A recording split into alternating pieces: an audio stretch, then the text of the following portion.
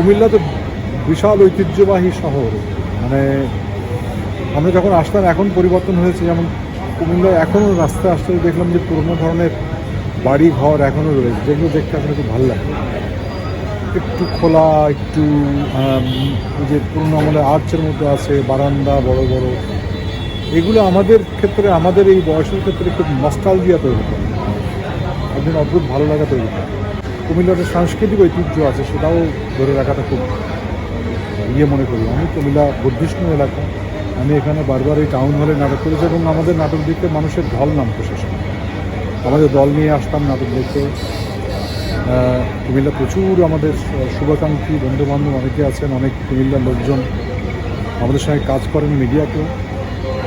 তো এই সাংস্কৃতিক ঐতিহ্যটা আসলে ধরে রাখা উচিত, আমরা যেন হারিয়ে না যাই, সেটাই কামনা।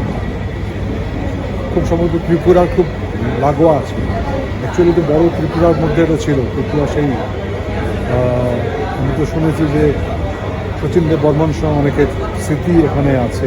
তো এটা একটা বিশাল ব্যাপার না, মানে এইরকম একটি সঙ্গীতজ্ঞ, এরকম একটি গায়ক, এরকম একটি সুরকার এবং তার স্ত্রী অসম্ভব সুন্দর বাংলা লিরিক্স লিখে গেছেন, যেগুলো আজও আমাদের কানে বাজে, আমরা এখন সেই গানগুলো শুনি।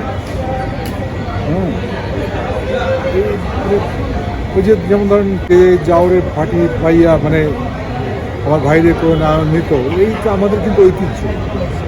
আর একটা মেয়ে বিয়ে হয়েছে এলাকায়, সে যেতে চায় ভাইয়ের ওখানে, ওই নৌকা দিয়ে মাঝি যাচ্ছে, ওর ওইটুকু আকাঙ্ক্ষা যে আমার বাড়িতে তো বলেছেন আমাকে নিয়ে যে অসাধারণ লিরিক্স, একটা খুব সিম্পল একটা জীবনের গল্প।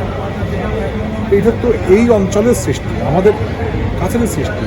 এই সাংস্কৃতিক ঐতিহ্যটা আমাদের রাখতে হবে। কোনো ধরনের বিভেদ, বিভাজন, সেগুলোতে না আসাটাই সবচেয়ে বড় কথা। সংস্কৃতিটা আসলে মানুষের সবসময় মঙ্গল করে, মানুষের ভালো চায়, মানুষকে মানুষ হিসেবে, মানুষের প্রতি মানুষের ভালোবাসা যেন থাকে, সেটাই হচ্ছে সংস্কৃতি বড় কথা। যদি আপনি ছায়াছবি দেখেন, সেখানে কিন্তু দুষ্টের দমন করা হয়, শেষ পর্যন্ত ভালোবাসার জয় হয়।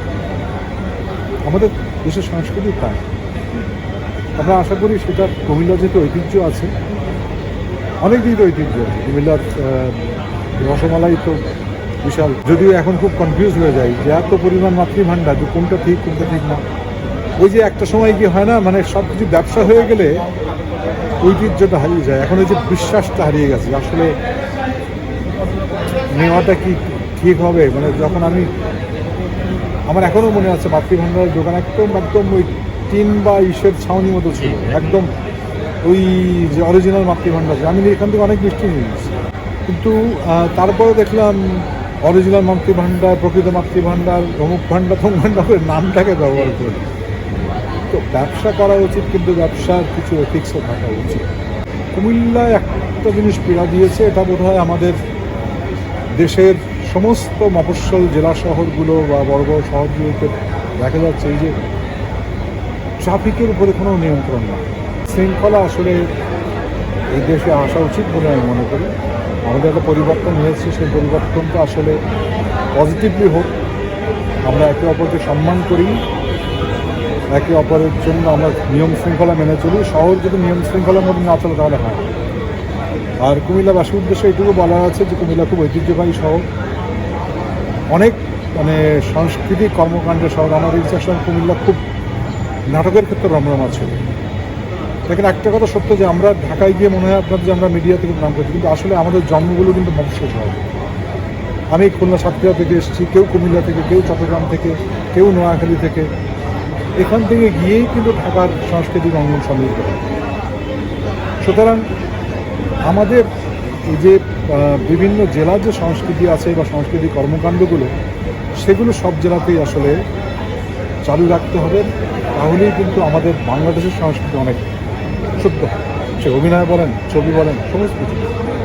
কুমিল্লায় যে পছন্দ করি, কুমিল্লার মানুষ ভালো, মানুষের ভালোবাসাও পেয়েছি। মানে এখান থেকে মানুষ শুধু দেখার জন্য, ছবি তোলার জন্য যেভাবে গিয়েছিল স্কুলের সাধারণ ছাত্রছাত্রী।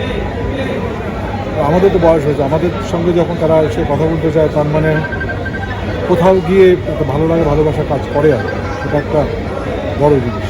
মুক্তিযুদ্ধ যুদ্ধ পরবর্তীতে আমরা অনেক টানা পড়েন, হতাশা, আশা, নিরাশা, আবার আশা, এরকম নিয়েই আমরা বুক বেঁধেছি।